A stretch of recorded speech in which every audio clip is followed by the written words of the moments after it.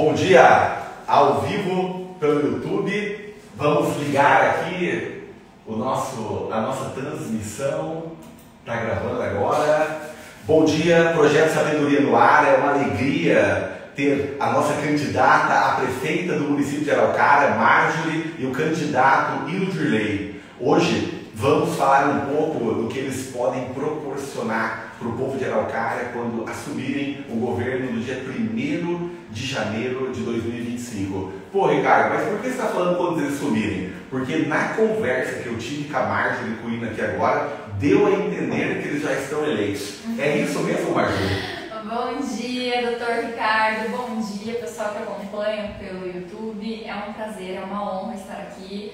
O doutor Ricardo, que eu admiro, sempre admirei na advocacia e agora todo o trabalho que desempenha, toca tanta gente, né? Eu acredito muito que a vida é sobre isso, sobre o que a gente deixa com as pessoas e sobre o que a gente traz elas no nosso caminho, né? E muito obrigada pelo espaço, né? Meu nome, em nome do Ildirley, a gente agradece. E realmente é esse espírito que a gente tem tido, é esse espírito da nossa equipe, que é uma equipe engajada, uma equipe técnica e, sobretudo, uma equipe sensível, não é, Ino? As conversas que a gente tem tido com o nosso pessoal, que foi muito bem pensado, muita gente questionou quando fizemos nossa chapa pura e eu vejo que isso, na verdade, é um presente que a gente tem, que a gente pode escolher. Na política nem sempre é assim, né, doutor Ricardo? Nem sempre as pessoas podem escolher quem está do lado. Só quando você domina, você sabe disso. E você, como uma pessoa empreendedora, uma advogada atuante, né, com conhecimento técnico na área administrativa, e você sabe disso, né, que o advogado tem que se posicionar onde ele está. E agora, como candidata, você se posicionou. E você, pelo que deu a entender, a chapa pura de vocês foi um fruto de uma posição, de vocês discutindo entre vocês. É isso, meu amigo Ildirley? Que alegria ter você aqui. A alegria é minha, né? Meu irmão, doutor Ricardo Recha, você carrega no coração. Amém. Me conta uma coisa, Ino. Como que é trabalhar com uma jovem com tanta energia que nem a Marjorie tem, rapaz? Vou te falar que é um aprendizado diário. Eu aprendo muito com ela. Hoje, essa geração da Marjorie, ela tem uma energia muito grande. Uma visão de mundo que a minha geração já não tem. Ela consegue trazer lições, assim, percepções, tanto da vida como da administração pública. É um aprendizado constante. Eu tenho muita experiência na área política, vivi vários momentos dentro da nossa cidade, participei de várias agremiações, de uma vida ativa dentro da cidade, mas a oportunidade que eu estou tendo com a Marjorie é fantástica. A gente já, como empresário, quando a gente tem contato com essa juventude, na busca de serviços, é sempre um aprendizado muito grande. A Marjorie, com toda certeza, está preparada para ser a prefeita de Araucária, vai ser a prefeita de Araucária e vai trazer um dinamismo muito grande de desenvolvimento para a cidade, que é o que a cidade precisa agora. A cidade está vivendo um ponto de crescimento muito grande, está aí com a nova unidade da FASFEM, muito dinheiro, muita gente, muito recurso. O que se espera é isso, esse dinamismo grande da administração. Precisa ter energia, a energia do jovem, a sabedoria dessa juventude, que sabe lidar com essas ferramentas novas, da nova tecnologia. E por isso que eu digo que eu aprendo a cada dia com ela, a cada discussão, na formatação do nosso programa de governo, nas discussões, ela sempre me diz mais isso, mais aquilo e tal. E é uma nova visão que nós temos de mundo com essa nova geração. Que bacana. Ino, você trabalhou como gestor do poder público por muitos anos. Você já foi vice-prefeito, foi secretário do meio ambiente e você tem uma bagagem muito bacana. Eu vejo que a Marjorie, com essa sabedoria que você carrega, ela vai ter uma sustentação muito grande na gestão dela. Marjorie, como você vê essa experiência do Ino junto ao seu mandato? É elementar. Já ouvi muitas pessoas perguntarem, por que o Ino, né? Como surgiu, como que foi o nosso diálogo para chegar na nossa chapa. Eu quis um vice que tivesse experiência, que tivesse afinidades políticas comigo no sentido de o que é para a cidade, porque eu acredito que quando você tem uma chapa posta, precisa haver uma compatibilidade, precisam estar caminhando para a mesma direção. Araucária já teve um histórico de conflito entre prefeito e vice, e eu acredito que isso Na no chapa nosso cenário, de vocês não existe isso. no nosso cenário isso não existe. Tanto pela minha condição, mas especialmente pela personalidade, pelo perfil de trabalho do Hino. Eu vejo uma harmonia no diálogo de vocês Sim. aqui, nessa conversa que nós estamos tendo aqui, que nós conversamos um pouco antes, né, de começarmos a falar. E há prioridades que o Hino leva em consideração na administração pública, com as quais eu me alinho bastante. Eu acredito que esse diálogo que a gente vem tendo é essencial para a construção da sociedade que a gente busca. Eu vou pegar um gancho nesse diálogo de vocês. O Hino, ele tem um histórico no meio ambiente. E o meio ambiente de Araucária é o que cuida dos pets, dos cachorros, dos gatos. E nós temos hoje muitas pessoas que têm pet em sua casa e hoje é como um filho. Você estava me dizendo que você tem.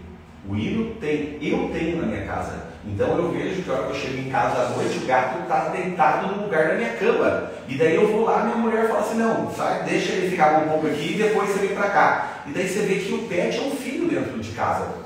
Como que você vê esse cenário da sociedade? O que você pensa a respeito disso para a população? Porque o gestor público, ele tem que ter essa visão de acolher a população e entender esse cenário também, né? Sim, com certeza.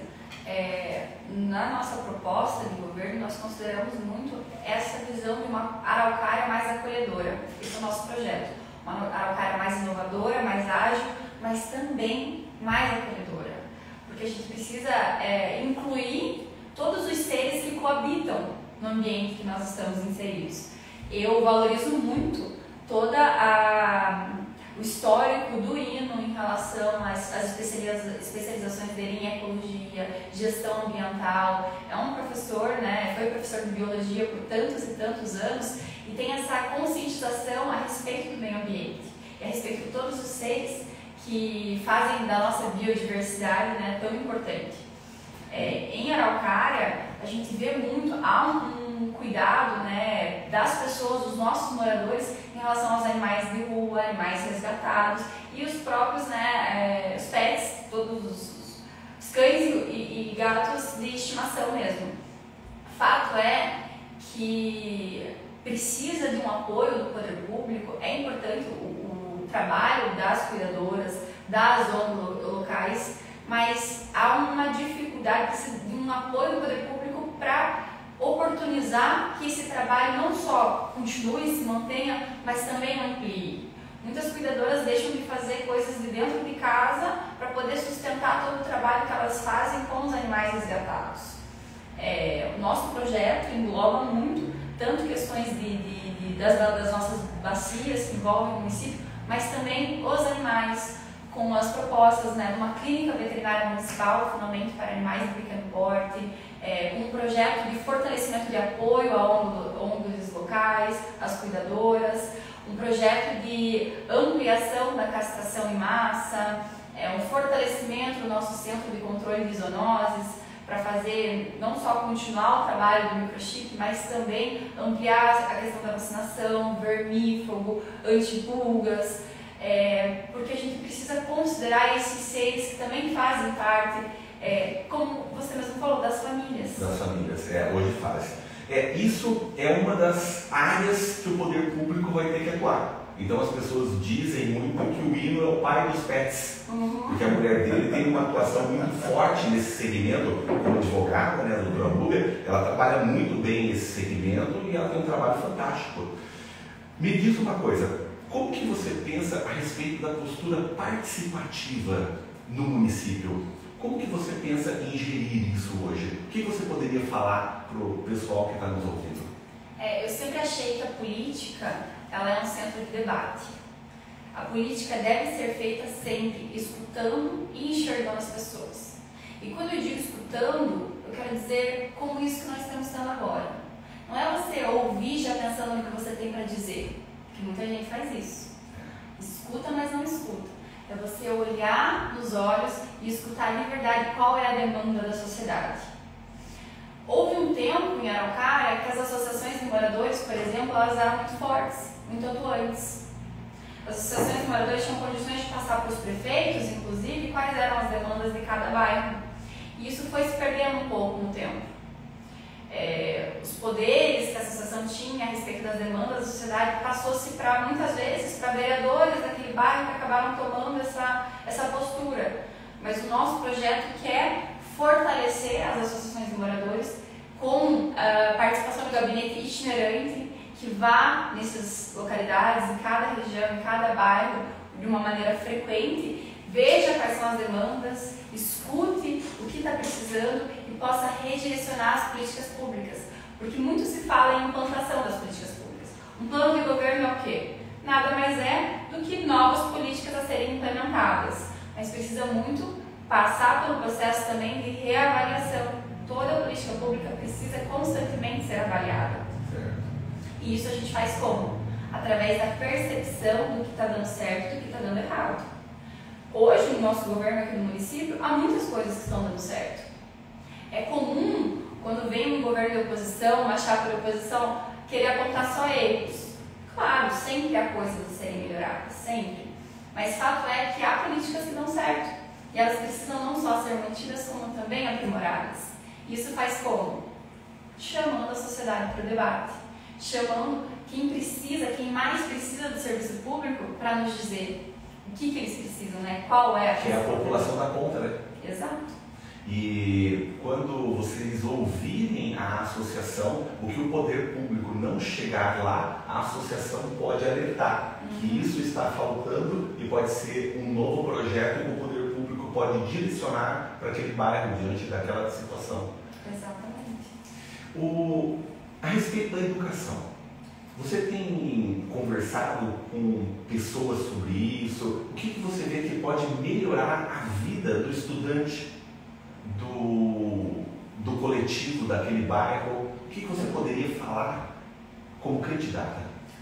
Como toda política pública, a gente passa por duas frentes. Primeiro, o básico. Não adianta a gente querer inovar se a gente ainda não está fazendo o básico bem feito. Então, as duas frentes que a gente traz, digo não só eu, mas também o hino, é justamente buscar o básico para deixar bom, para deixar perfeito, para deixar mais que suficiente. E também buscar inovação. Com o mundo, né, como eu já falei para você e reitero, a nova sociedade exige um novo jeito de governar.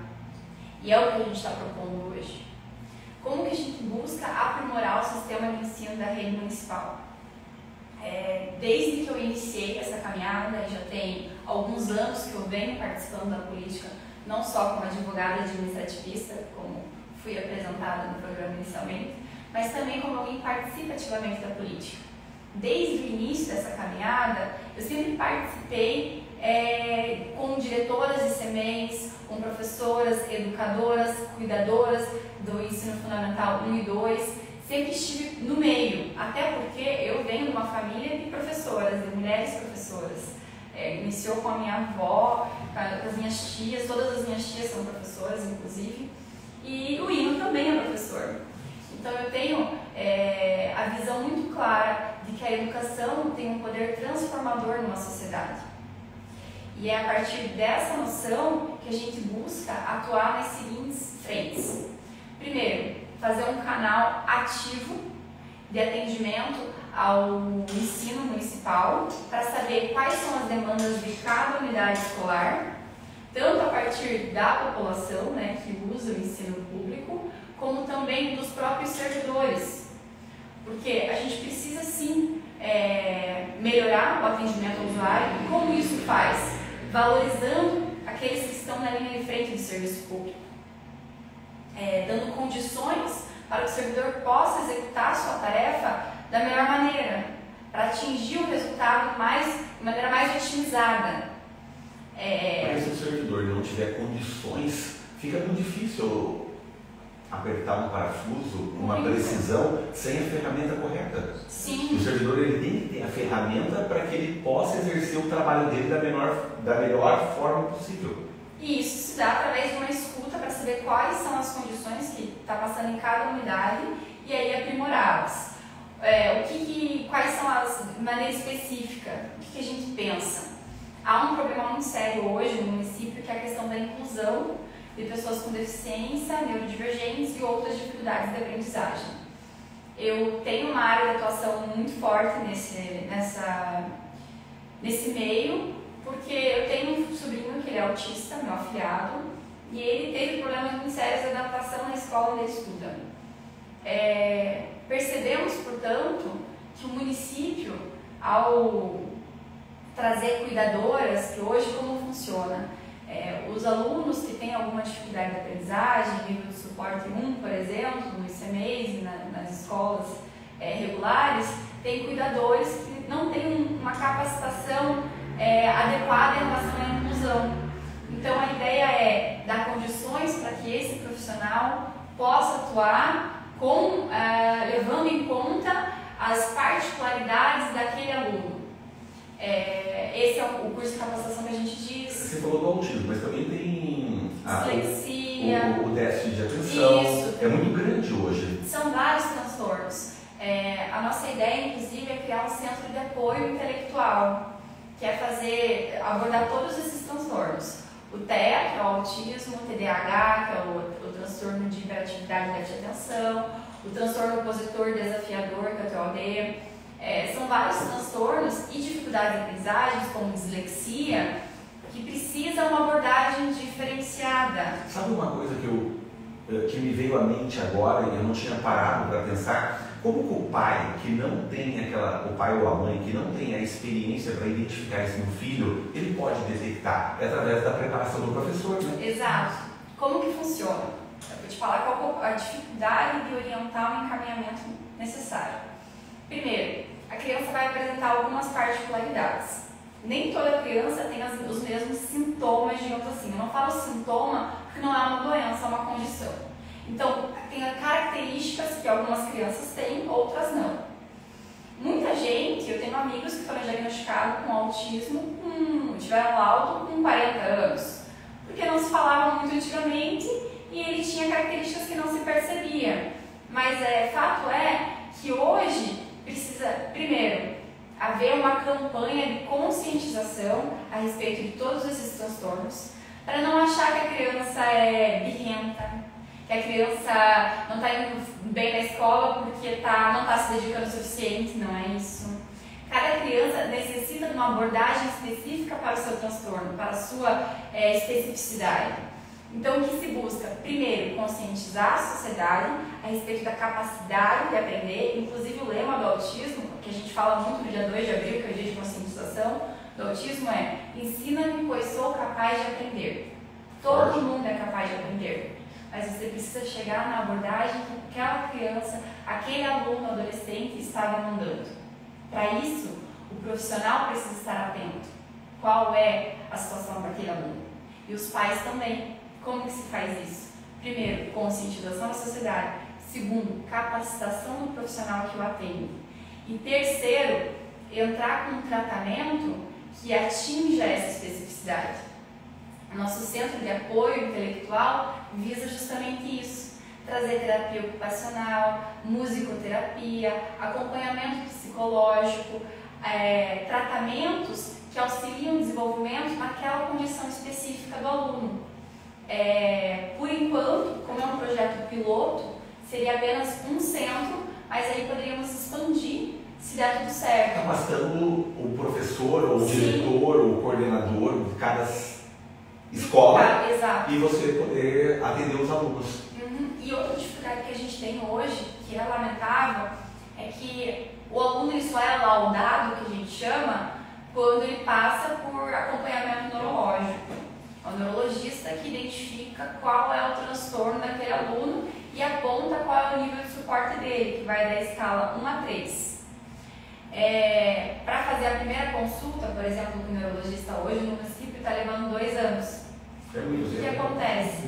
Isso atrasa o desenvolvimento do aluno. Daí ele fica achando que ele é burro, ele não tem confiança em si mesmo, e isso atrapalha inclusive outros aspectos da vida quando você cresce. Claro, dentro dessa sociedade do estudante, ele começa a sofrer bullying pelos amigos sem ele saber que ele tem esse déficit. Exato. Então, o que se busca antecipar esse laudo, verificar como a gente, como especialistas, né, para trazer oportunizar a antecipação do laudo e aí sim direcionar para o melhor tratamento. O que também ainda falta no município, a gente busca fortalecer, toda vez que vai fazer uma matrícula na escola, fazer uma avaliação psicoeducacional. O que essa avaliação vai identificar? Se há alguma dificuldade de aprendizagem, se há alguma deficiência, seja intelectual, surdez, várias condições, qual é essa condição e qual é o nível de suporte do aluno, naquela escala de 1 a 3. Certo. Sendo a 1 mais branda, né, de suporte menor, inferior, e o 3 suporta para tudo. Inclusive, muitas vezes utilizam sonda e tudo mais, né, a depender do aluno. Entendi. E aí, a partir dessa análise, qual é o nível de suporte? Direcionar. Hoje, o município não tem uma escola especializada em educação especial. Nós tínhamos a escola agrícola e tínhamos a escola Joelma. Os dois foram convertidos para centros. A escola agrícola hoje é o CAEM, que a gente chama, e a escola Joelma é o CIMAE da deficiência intelectual. Aí tem o TGD, que é do autismo, e existe daí outro CIMAE, que é em relação à surdez. Então eles direcionam para centros. O que isso acontece? Esses centros não são da educação, esses centros são da assistência social, ou seja, são só cuidadores, né? É uma outra abordagem. As habilidades necessárias que o pessoal da educação possui. É uma abordagem pedagógica que é necessária. Qual que é o lema do autismo? Ensina-me, pois sou capaz de aprender. Isso a gente nunca pode deixar de esquecer. Acaba tratando e ensina. Exato. Então, o que a gente busca é trazer essa escola especializada para poder conduzir no nível de suporte 2 ou 3, a depender da situação, e sempre aprender, sempre forçar o ensino, buscar uma maneira de incluir de fato. Entendi. O poder público ele tem essa missão, né? O gestor público ele tem que ter essa visão, ele tem que enxergar o todo. Pegando um gancho de acordo com o tempo também, né? Nós temos que dar uma otimizada aqui. Eu queria perguntar para você a respeito do cenário da saúde. A gente estava falando um pouco aqui a respeito da saúde. O que vocês têm de projeto para a saúde? O que você vê da saúde no governo de vocês? Novamente, né? O nosso plano de governo foi muito dialogado e a maior parte dele é voltada para a saúde. Primeiro, o que se busca é fortalecer as estruturas que já existem, fazer uma reestruturação do HMA, buscar inclusive uma parceria com o governo do estado para ver a possibilidade de uma intensificação dos serviços a serem prestados, com, por exemplo, compra de equipamentos que possam fazer exames precisos de imagem, exames neurológicos, cardiológicos, oftalmológicos, que hoje tem tido muita dificuldade. Inclusive, há pouco tempo eu encontrei uma mulher, né, que ela estava cega de um olho pela demora de fazer o exame naquela vista. E aí você pensa que o poder público está falhando. E é preciso o quê? Buscar agilidade e precisão. Mas a agilidade hoje nós não encontramos na tecnologia? Na verdade, uma das alternativas é buscar, por exemplo, um aplicativo voltado à saúde, para que o usuário possa identificar qual é a fila dele na ordem, qual é a ordem dele na fila de espera, quanto tempo está levando para o exame, acessar inclusive consultas. Você sabe que você falou uma coisa bacana, me chamou a atenção. Às vezes eu vou em restaurante e eles me dão uma senha, mas eu posso olhar pelo aplicativo. E daí tem um número, por exemplo, no Madaloso. Você vai no Madaloso e daí você pega a tua senha e você tem um aplicativo deles. E daí você sabe conforme tá. Então outro dia eu fui lá no Dia dos Pais, eu fui almoçar lá. Devia estar cheio, Não, corajoso. Eu fiquei 1h30. Fiquei 1h30 esperando. Eu falei, minha mulher, não tem problema, a gente se programou para esperar. E daí a gente foi lá e entrou no aplicativo. Tava em 200 e pouco, daí foi caindo. E 1h40 chamou a gente. Demorou 1h40, demorou, mas chamou. Quando você me fala em aplicativo e você fala que pode ser feito na saúde um aplicativo, a pessoa ela faz a programação do oftalmo e ela sabe que ela está em fila tal. E no outro não vai furar fila porque o médico vai ter que prestar conta de quantos você atender por dia. Fantástico. Essa é a ideia. E, inclusive, por exemplo, consulta de retorno, que também demora. Por que a gente não usa a telemedicina para isso? Sim. Temos a tecnologia para facilitar a nossa vida. Viu? Nós fazemos as audiências aqui online. Há quanto tempo? 4 anos. Eu nem saio mais do escritório, menino. Eu pago aqui, eu tô lá, a gente faz audiência ali. Não, a advogada inclusive brinca. Esses tempos eu tive uma audiência presencial, minha última audiência antes de me licenciar para fazer, né, para campanha. Eu até brinquei, eu vou fazer audiência no fórum igual os neandertais faziam. Porque não se faz mais. Você não viu mais as pessoas no fórum, ninguém quer ir mais lá? Era vazio, né? Não tem o porquê. Imagina, você ia antes, você ficava 1 hora esperando. Porque tinha fila, demorava. Sim. Daí você tem um trânsito, estacionamento. Daí você bate papo com o advogado, beleza? Sim. Só que você deixa de fazer outras coisas suas.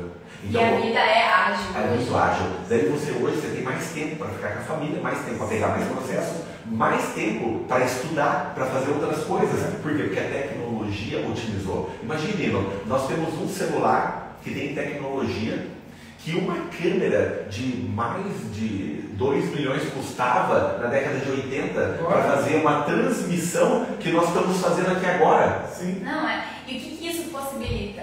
O direcionamento do foco. Sim. Porque aí você vai tirando tudo que é desnecessário. Você foca no que é importante. Quando a gente fala sobre o aplicativo, ouvir você falar, me remeteu a uma situação que o nosso plano de governo, inclusive, começa com uma nota escrita por nós, o que a gente considera importante para um plano, quais são os princípios que orientam a nossa atividade política. E eu coloco a transparência entre eles, porque o usuário do serviço público, o cidadão, os moradores da nossa cidade, eles precisam saber o que a gente está fazendo por eles. Você sabe que você falou uma palavra poderosa aqui agora e me chamou a atenção. Os princípios. E quando você fala em princípio, dentro do direito nós temos princípios. E quando Deus fez o mundo, Ele começou pelos princípios. E quando nós aplicamos os princípios da palavra do Senhor na nossa vida, a nossa vida é transformadora. Às vezes tem gente que não está sendo abençoado porque ele não está respeitando os princípios. E o poder público tem princípios que regem ele. E se você respeita os princípios, como o da transparência, que o direito administrativo diz, que é a nossa amiga Domina, então ela traz esse olhar que vai atingir o cidadão. Eu sempre tenho uma frase que eu falo muito: a malandragem do mundo é ser honesto, ninguém te pega. E o transparente também. Quanto mais transparente você for, mais fácil de enxergar o outro lado. Só consegue fazer leitura. Leitura! É livro. Claro! Não tem nada para esconder. E é o que vocês estão falando aqui agora. O projeto de governo fala tal coisa, vocês estão dando algumas pitadas, né? Porque a pitada nada mais é do que temperar um pouquinho, né? Exato. E a gente fala muito também sobre a ética no poder público, como um princípio que nos norteia, o conhecimento técnico para você poder redirecionar e otimizar o resultado, assim como a sensibilidade de olhar e escutar as pessoas e, principalmente,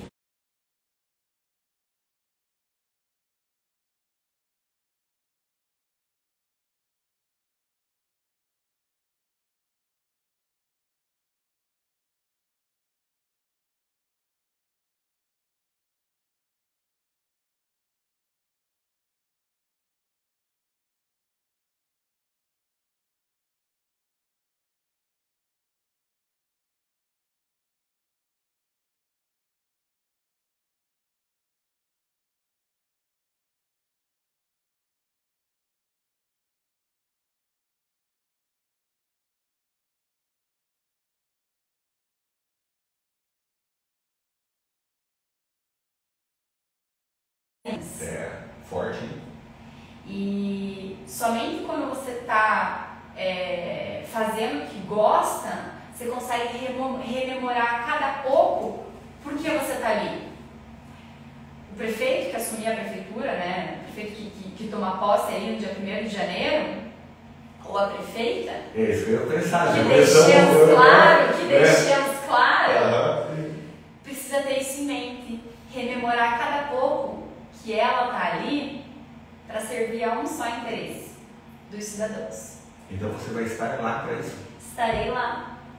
E vou me lembrar disso todos os dias, quando acordar e trabalhar. E trabalhar de manhã, tarde e noite para cumprir esse interesse, seguindo sempre os princípios que nos nortearam para chegar até aqui. Vou continuar nos guiando em toda essa caminhada, sabendo, tendo cuidado, não ficar olhando para trás para não virar pedra. Amém. Como a mulher de Ló. É isso aí. Olha sempre para nossa jornada. Sempre para frente. Que alegria ter vocês aqui. Hino, obrigado. Marjorie, obrigado.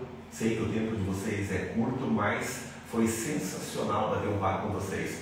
O projeto Sabedoria sempre ganha. Você sabe a diferença do sábio e do inteligente? Eu vou te contar para vocês. O sábio